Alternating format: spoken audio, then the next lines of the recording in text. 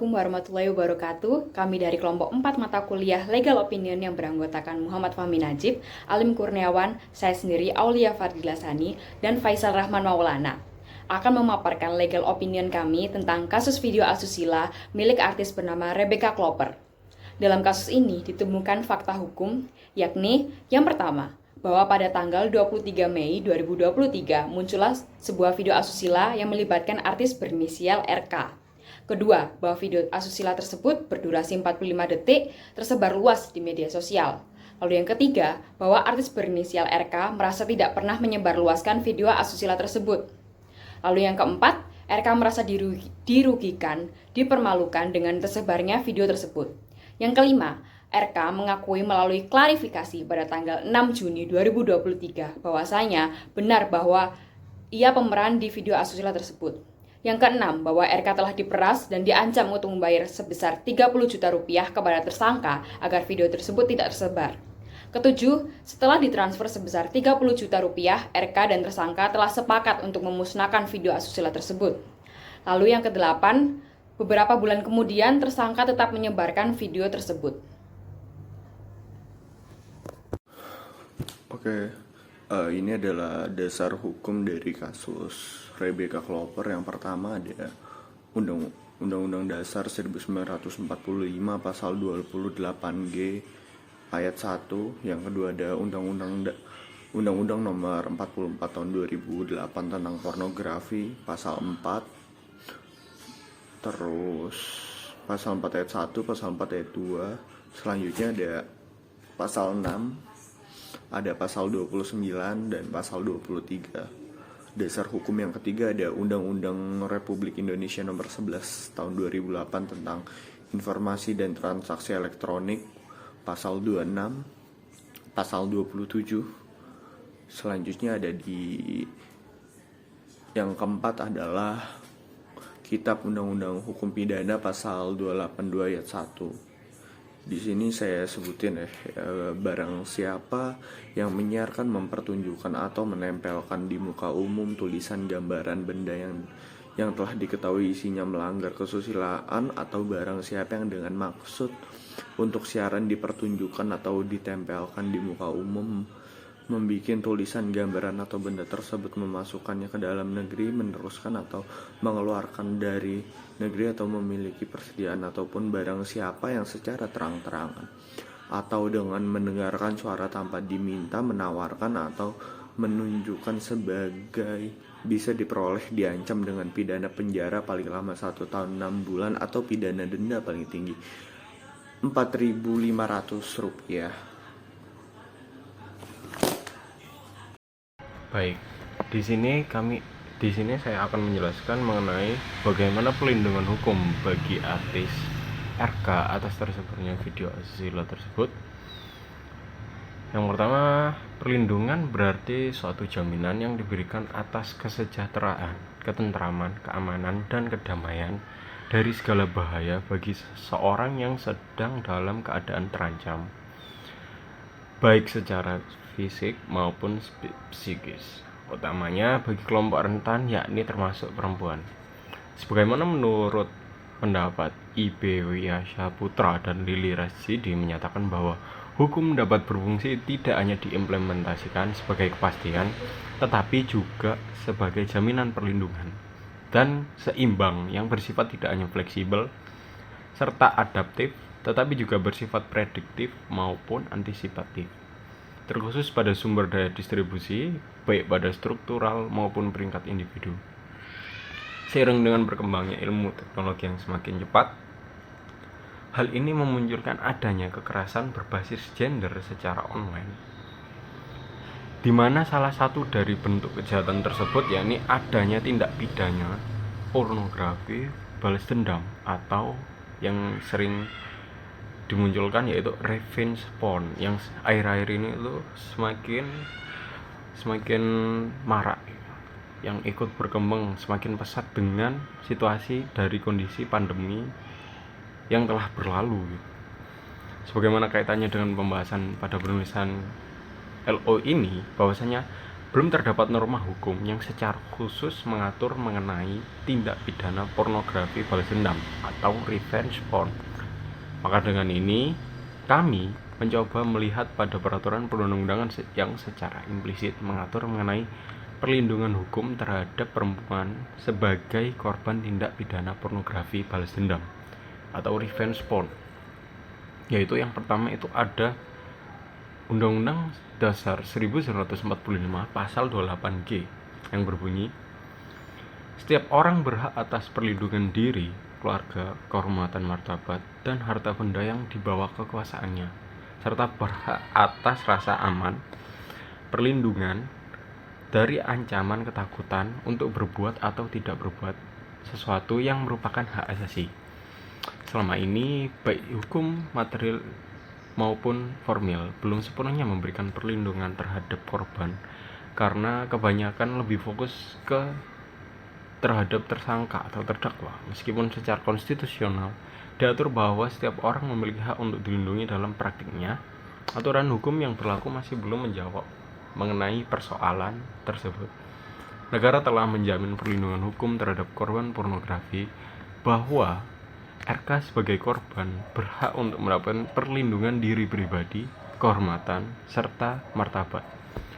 Berhak atas rasa aman, perlindungan dari ancaman ketakutan untuk berbuat atau tidak berbuat sesuatu yang merupakan hak asasi yang telah melekat di dalam tubuh individu para manusia. Secara implisit, pasal tersebut memberikan perlindungan terhadap RK sebagai warga negara. Kemudian yang kedua, ada Undang-Undang Nomor 44 Tahun 2008 tentang pornografi. Pasal 4 ayat 1. Setiap orang dilarang memproduksi, membuat, memperbanyak, menggandakan, menyebarluaskan, menyiarkan, mengimpor, mengekspor, menawarkan, memperjualbelikan, menyewakan, atau menyediakan pornografi yang secara eksplisit memuat persenggaman, termasuk persenggaman yang menyimpang, kekerasan seksual, masturbasi atau onani, ketelanjangan atau tampilan yang mengesankan ketelanjangan, alat kelamin, atau pornografi anak. Kemudian ayat 2, setiap orang dilarang menyediakan jasa pornografi yang menyajikan secara eksplisit ketelanjangan atau tampilan yang mengesankan ketelanjangan, menyajikan secara eksplisit alat kelamin, mengeksploitasi atau memamerkan aktivitas seksual, atau menawarkan atau mengiklankan baik secara langsung maupun tidak langsung. Kemudian pasal 6, setiap orang dilarang memperdengarkan, mempertontonkan, memanfaatkan, memiliki, atau menyimpan produk pornografi sebagaimana dimaksud dalam pasal 4 ayat 1, kecuali yang diberi kewenangan oleh peraturan perundang-undangan. Maksudnya diberi kewenangan ini mungkin dalam penyelidikan di tahap kepolisian, maka itu diperbolehkan. Jika tidak, ini telah melanggar, gitu kan. Kemudian ada pasal 29 yang berbunyi, setiap orang yang memproduksi, membuat, memperbanyak, menggandakan, menyebarluaskan. Nah, yang terjadi di dalam kasus RK ini, tersangka ini menyebarluaskan secara masif di dalam internet melalui Twitter maupun Telegram. Nah, ini dapat dijerat dengan pidana penjara paling singkat 6 bulan dan paling lama itu 12 bulan, serta pidana denda paling sedikit 250 juta dan yang paling banyak itu 6 miliar. Kemudian pasal 32, setiap orang yang memperdengarkan, mempertontonkan, memanfaatkan, memiliki, menyimpan, sebagaimana dimaksud dalam pasal 6, dipidana dengan pidana penjara paling lama 4 tahun dan atau denda paling banyak 2 miliar rupiah. Bahwa dasar hukum yang telah saya sebutkan tersebut merupakan bentuk atau upaya perlindungan bagi korban saat ini, dan semua yang telah dilakukan oleh pelaku telah termasuk ke dalam delik-delik berikut. Berdasarkan dasar hukum tersebut, pelaku yang menyiarkan, mendistribusikan, menyebarluaskan, menyimpan, menyediakan pornografi sebagaimana yang telah terpapar tadi yang telah saya sebutkan, itu terkena pidana paling singkat 6 bulan serta paling lama 12 tahun dan denda yang sebesar 250 juta serta paling banyak 6 miliar, serta dapat juga dijerat dengan pidana paling lama 4 tahun dan atau pidana denda paling banyak 2 miliar rupiah. Kemudian yang ketiga, perlindungan hukum dari UU ITE, Undang-Undang Nomor 11 Tahun 2008. Pasal 26 ayat 1. Kecuali ditentukan lain oleh peraturan perundang-undangan, penggunaan setiap informasi melalui media elektronik yang menyangkut data pribadi seseorang harus dilakukan atas persetujuan orang yang bersangkutan. Setiap orang yang dilanggar haknya sebagaimana dimaksud pada ayat 1 dapat mengajukan gugatan atas kerugian yang ditimbulkan berdasarkan undang-undang ini. Klien kami telah mendapatkan kerugian yang telah dilakukan oleh tersangka. Kami akan melakukan gugatan terhadap tindakan yang telah dilakukan oleh pelaku. Kemudian pasal 27, setiap orang dengan sengaja dan tanpa hak mendistribusikan dan atau mentransmisikan dan atau membuat dapat diaksesnya informasi elektronik dan atau dokumen elektronik yang memiliki muatan yang melanggar kesusilaan. Di sini klien kami tanpa persetujuan klien kami bahwa pelaku ini langsung menyebarluaskan video asusila tersebut tanpa melakukan persetujuan dengan klien kami, yang mana ini telah melanggar pasal tersebut tanpa hak. Tersangka telah menyebarluaskan tanpa hak. Kemudian pasal 45, setiap orang yang memenuhi unsur sebagaimana dimaksud dalam pasal 27 ayat 1, pasal yang telah tadi saya sebutkan, ayat 2, ayat 3, ayat 4, dipidana dengan penjara paling lama 6 tahun dan atau denda paling banyak 1 miliar rupiah. Bahwa berdasarkan pasal-pasal tersebut yang telah saya sebutkan berdasarkan UU ITE merupakan sebuah bentuk perlindungan hukum kepada korban karena pelaku melaksanakan aksi kejahatan yang menggunakan perantara media sosial, yakni Twitter serta Telegram. Kemudian payung hukum yang terakhir yaitu ada Kitab Undang-Undang Hukum Pidana pasal 282 ayat 1 yang berbunyi, barang siapa menyiarkan, mempertunjukkan, atau menempelkan di muka umum tulisan, gambar, atau benda yang telah diketahui isinya melanggar kesusilaan, atau barang siapa dengan sengaja untuk disiarkan, dipertunjukkan, atau ditempelkan di muka umum, membuat tulisan, gambaran, atau benda tersebut, memasukkannya ke dalam negeri, meneruskannya, mengeluarkannya, atau memiliki persediaan ataupun barang siapa secara terang-terangan atau dengan mengedarkan surat tanpa diminta, menawarkannya atau menunjukkannya sebagai bisa diperoleh, diancam dengan pidana penjara paling lama 1 tahun 6 bulan atau pidana denda paling tinggi Rp4.500. Di sini Rp4.500, tetapi dalam ketentuan yang sekarang ini dikalikan 10.000 berdasarkan dengan ketentuan yang telah berlaku, karena itu merupakan Kitab Undang-Undang Hukum Pidana yang telah lama, maka dengan kemajuan zaman maka ini dikalikan dengan 10.000. Pasal dalam KUHP tersebut merupakan upaya terakhir bagi pelaku dapat dijerat karena kejahatan pelaku memenuhi unsur-unsur dalam pasal tersebut.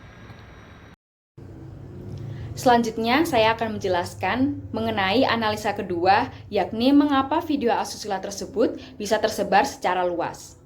Hal ini dikarenakan adanya kemajuan di bidang ilmu teknologi, khususnya media sosial, yang tidak terkontrol dengan baik, yang dapat mengakibatkan terjadinya berbagai pelanggaran terkait hak asasi manusia atau HAM, khususnya terhadap perempuan sebagai korbannya. Pada masa sekarang, pengaturan yang ada di dalam KUHP hingga di luar KUHP belum mengatur secara khusus aturan hukum mengenai tindak pidana balas dendam pornografi atau yang biasa kita sebut dengan revenge porn. Hal ini ditakutkan akan menimbulkan kekosongan hukum terhadap keadaan tersebut, sehingga dapat terjadi ketidakpastian hukum yang dalam jangka panjang dapat berakibat kekacauan hukum. Dapat diketahui bersama bahwasanya perkembangan perilaku dalam masyarakat selalu berkembang lebih cepat seiring dengan berkembangnya ilmu pengetahuan dan ilmu teknologi. Sedangkan perkembangan peraturan perundang-undangan di Indonesia cenderung tertinggal. Selanjutnya yakni berdasarkan keterangan dari korban yakni aktris berinisial RK, video tersebut tersebar karena pelaku ingin melaksanakan balas dendam terhadap dirinya sebagai korban yang berdukan sebagai mantan kekasihnya, dikarenakan pelaku sakit hati melihat kehidupan korban yang saat ini bisa dibilang lebih bahagia dibandingkan dengan pelaku. Dalam melancarkan aksinya, pelaku memanfaatkan media sosialnya sebagai perantara penyebaran video tersebut. Dengan adanya jaringan internet, informasi dapat disebar dan diteruskan ke berbagai penjuru dunia dengan seketika, serta dapat diakses dari berbagai negara.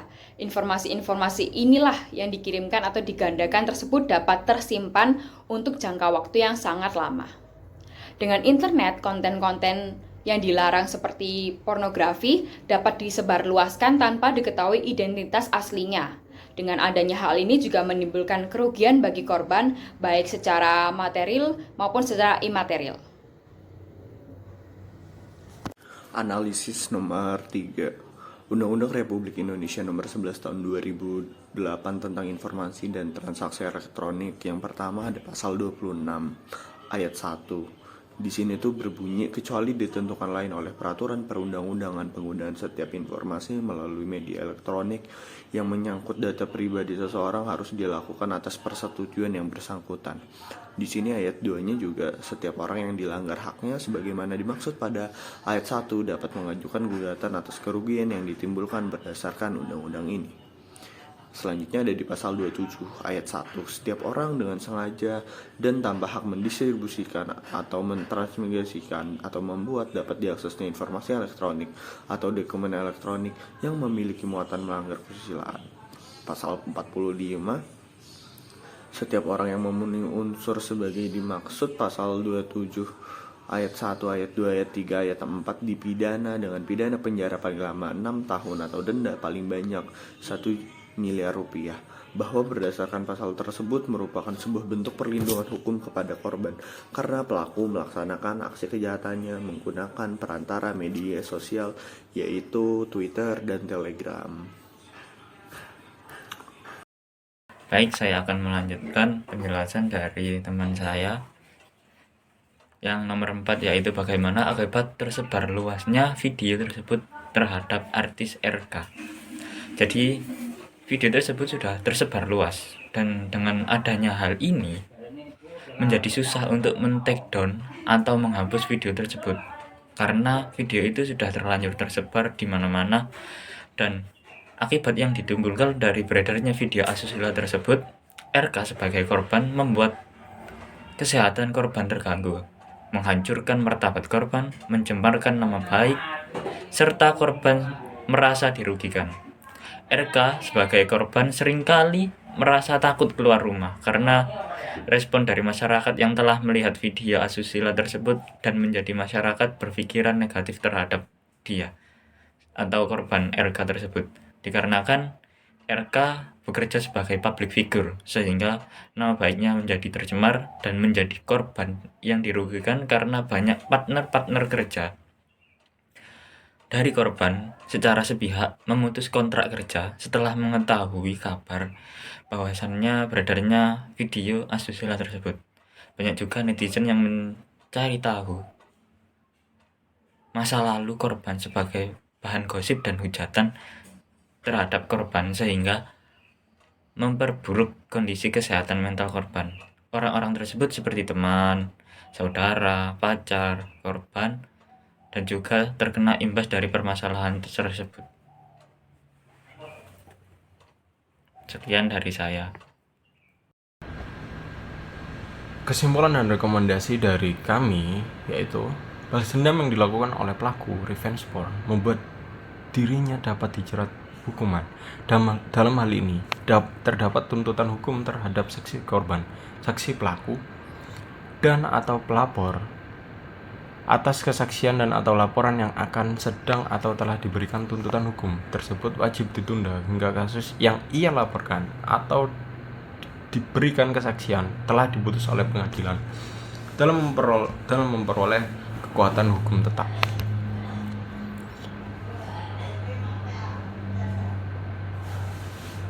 Undang-undang tersebut secara tegas menjelaskan bahwa korban revenge porn yang telah melapor kepada pihak berwenang tidak dapat dituntut oleh pelaku revenge porn hingga kasus yang dilaporkan telah memperoleh kekuatan hukum yang tetap dari pengadilan.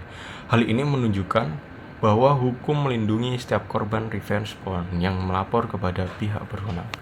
Oleh karena itu, Indonesia sebagai negara hukum harus secara tegas melindungi korban revenge porn menurut aturan-aturan yang telah dipaparkan sebelumnya. Hal ini agar pelaku revenge porn mendapat hukuman yang setimpal dengan perbuatannya. Selain itu juga untuk memberikan ketenangan bagi korban revenge porn karena mengetahui bahwa hukum telah melindungi mereka dengan baik. Perlindungan hukum pornografi dalam revenge porn penting karena martabat korban direndahkan terlebih dahulu. Kemudian korban mengalami tekanan psikologis berupa rasa malu. Ketiga, menggunakan media internet sehingga jejak digital konten asusila tidak dapat dihapus secara bersih. Yang artinya ini mungkin bisa seseorang masih memiliki, tetapi kita tidak dapat melacak secara keseluruhan. Bisa saja itu telah diperbanyak oleh siapapun gitu. Yang keempat, kerugian korban merupakan kerugian non materi sehingga penting untuk memberikan perlindungan kepada korban seperti memperoleh kompensasi, ganti rugi, santunan, bantuan medis, penyuluhan, bantuan hukum, atau pemberian informasi kepada korban atau keluarganya terkait dengan proses penyelidikan dan pemeriksaan. Menurut kelompok kami, revenge porn perlu perhatian terhadap korban dengan memberikan hak-hak korban berupa kompensasi, santunan, restitusi, bantuan medis, ganti rugi, konseling, bantuan hukum, dan informasi mengenai keberlanjutan perkara yang dialami oleh korban. Tentunya hukum kita harus melindungi mengenai korban-korban yang telah terkena revenge porn, bukan malah mengenakan korban atau membuat malu yang akhirnya para korban ini tidak berani untuk melakukan laporan kepolisian. Sekian legal opini dari kelompok kami. Bila ada salah atau tutur kata yang kurang baik, mohon dimaafkan. Wassalamualaikum warahmatullahi wabarakatuh.